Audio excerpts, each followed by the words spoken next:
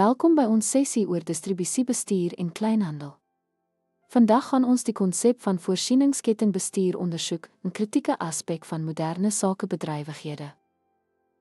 Voorsieningskettingbestuur behels alle aktiwiteite wat nodig is om grondstowwe in klaarprodukte te omskep en aan verbruikers te lewer. Dit is noodsaaklik vir produkbeskikbaarheid en kliënttevredenheid.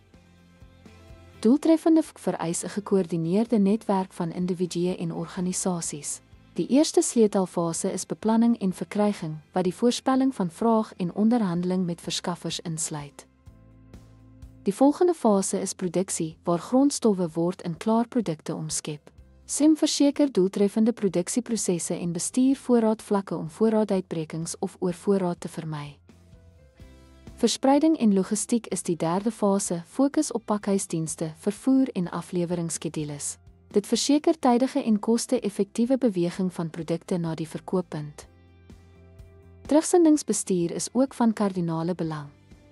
Doeltreffende hantering van produkterugsendings en vervangings is noodsaaklik vir die handhawing van kliënttevredenheid en die minimalisering van ontwrigtings.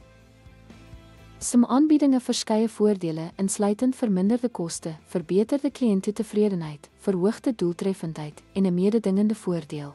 Hierdie faktore is die sleutel tot 'n maatskappy se sukses.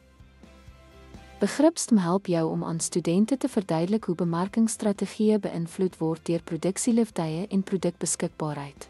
Samewerking tussen bemarkings- en voorsieningskettingspanne is noodsaaklik.